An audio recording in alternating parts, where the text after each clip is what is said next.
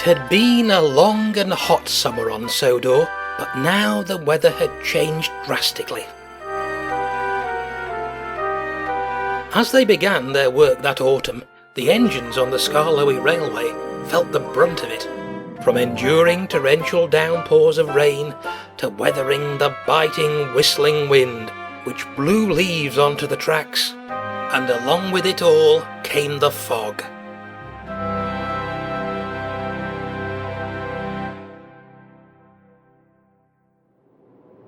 One foggy moonlit night, Peter Sam was trundling along with the night goods.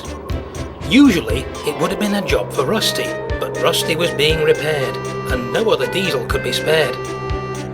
Peter Sam, however, didn't mind the extra work, as he enjoyed running at night. The moon shone brightly, the rails hummed cheerfully under his wheels, and a signal light shone green as they passed.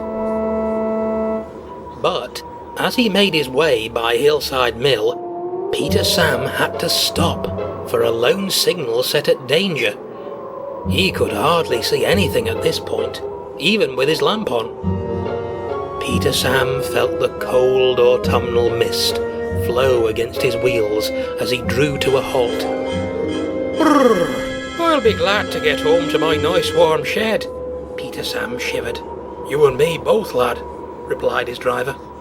Suddenly, they saw a beam of light shining high above them. "What's that?" gasped Peter Sam. "That glow is certainly coming from somewhere," mused his driver. "But surely there isn't a house for miles around."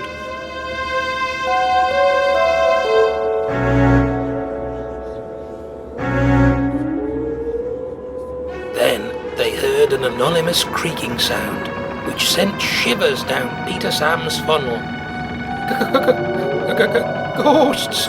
shrieked Peter Sam. "Let's get out of here!" "You know we can't go anywhere until the signal has changed," his driver told him. But, as if by magic, the signal went green, and with that, Peter Sam shot off like a jackrabbit, with the truck screaming and swaying behind him. "Easy does it, grumbled the trucks as they rattled along at tremendous speed.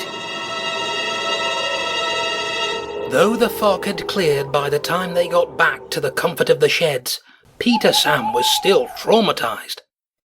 The other engines were all dozing heavily, so there was no one he could talk to about what he'd seen. Peter Sam certainly didn't sleep well himself that night, feeling awfully tired when dawn broke with a downpour of light rain.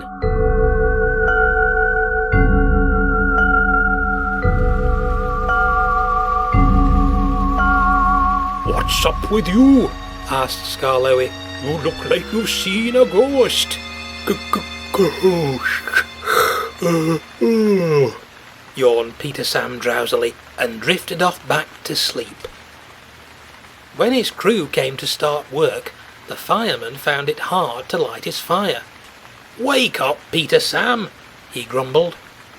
But Peter Sam wasn't in the mood.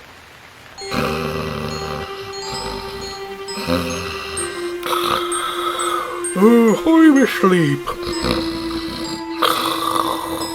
he snoozed sheepishly. "Look, I don't know what we saw last night," said the driver, "but you shouldn't let it bother you. It was probably Harold on night patrol." "Either that or Duncan's ghost has come back to haunt me," murmured Peter Sam as he finally set to work. His first train that day was passengers. It was a guaranteed connection with Henry's mainline service. As soon as he'd collected his coaches, Peter Sam headed off quickly to Crovan's Gate. The rails were damp after the early downpour, which made his wheels slip fiercely. Peter Sam was still awfully tired when he finally arrived at the station, where Henry was, of course, already waiting impatiently. "You're late again, youngster," Henry said crossly. "Oh, I'm sorry," yawned Peter Sam apologetically. "What's up with you?" Henry asked curiously. "You look like you've seen a ghost." "Ghosts!" shrieked Peter Sam once more. "So, you did see a ghost then?" quizzed Henry. "Well, not exactly, as such," replied Peter Sam, and explained.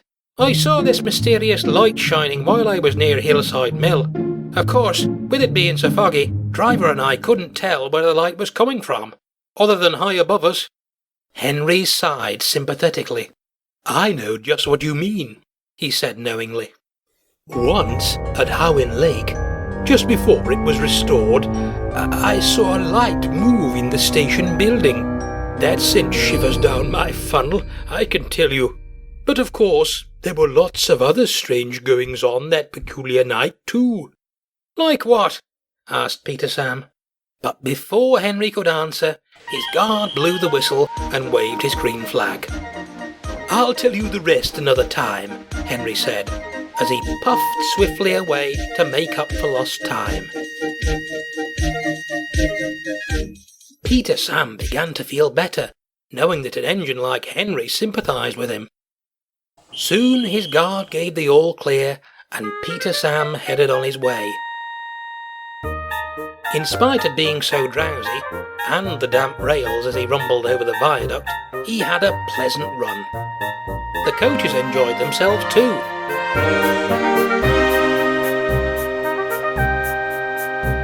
Later that afternoon, Peter Sam was shunting in the yard when the thin controller came to see him. "Rusty will return from the works tomorrow," he told him, "so you will have to take his night goods again, as there's still no other diesel that can be spared." Yes, sir," shuddered Peter Sam, as the thin controller went on his way. "Oh, what if we see the ghost again?" Peter Sam asked his driver nervously. "Then we shall try to find out what it is," the driver said firmly. "Remember that time before when it turned out that Proteus's magic lamp was only Harold's searchlight?" But Peter Sam looked doubtful. He wasn't so sure that the previous night's incident could be explained quite so easily. "I wish Rusty was coming back today," he sighed once more as he went about his work. "Then I wouldn't have to worry about seeing the ghost again." When night had fallen and he had collected Rusty's goods from the wharf, Peter Sam set off nervously. Along the way, the fog came down once more. As with the night before, everything was cool and calm, with only the sound of the night owl hooting. The moon shone brightly again, and the signal before next glowed green as they passed. Soon, they reached the familiar signal near Hillside Mill. But just like that previous night, the signal was set at danger, and once again, Peter Sam had to stop. "I said it last night and I'll say it again," he grumbled. "I'll be glad to get home to my nice warm shed." But this time, the driver didn't reply, and the strange light was nowhere to be seen. Peter Sam was beginning to feel a sense of relief, but not for long. Suddenly, he saw the beam of light shine across from where they had stopped, and then heard the anonymous creaking sound, just like the night before. It made Peter Sam's boiler run cold all over again. "Begorra, it's the ghost!" shrieked Peter Sam. "Let's get out of here!" "Wait!" shouted the driver. But it did no good this time, as Peter Sam lurched forward past the red signal. His driver applied the brakes hard, but it was no use. Peter Sam was diverted onto another line and was too late to avoid disaster.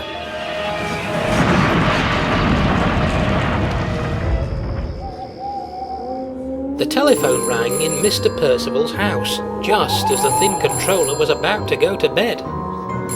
The thin controller was left astounded by the call, which had been transferred to him by the night duty foreman.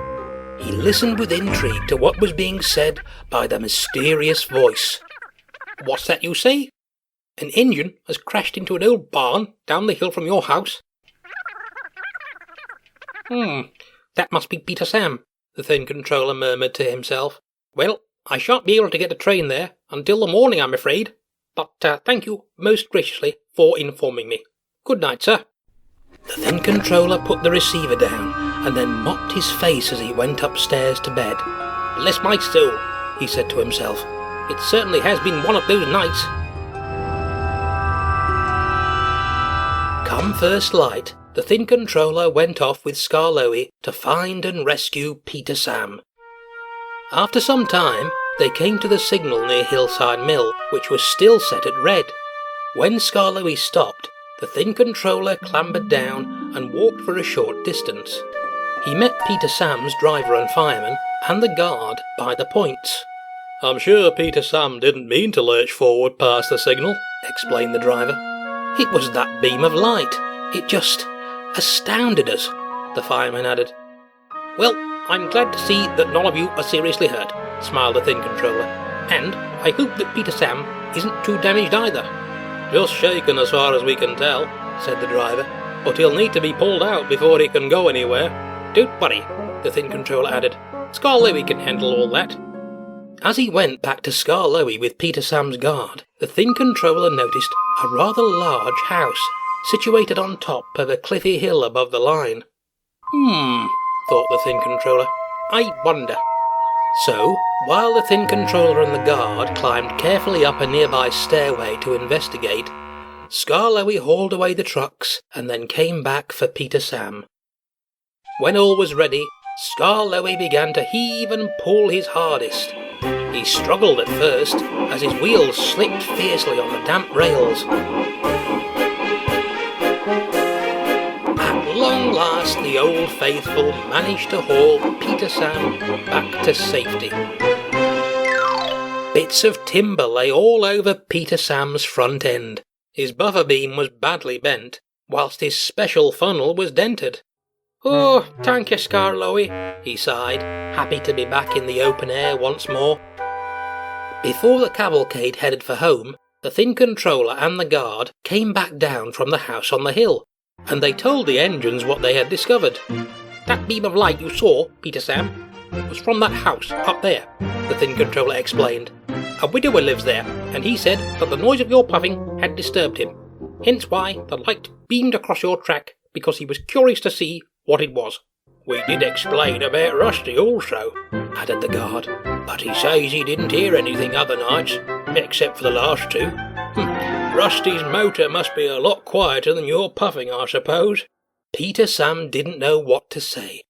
"But as I said to you yesterday afternoon," the thin controller concluded, "Rusty will be back from the works today, and he will be able to take his goods train as usual. So, the, man in the hills, shall we say, will be able to return to his undisturbed nights once again." Smiled Peter Sam, relieved. A few days later, when he came back from being mended, Peter Sam met Henry again at Crovan's gate. "Splendid to see you again, youngster," said Henry loftily. "Oh, I almost forgot to tell you about the light at Howin Lake. It turned out that it was old Bailey, who was the fogman, and incidentally the station master there too." Peter Sam just grinned. "I know what you mean," he replied happily. There was nothing more to be said on the subject. He and Henry soon headed on their respective ways. Overall, Peter Sam was just happy to know that the man in the hills wasn't the ghost of the hills.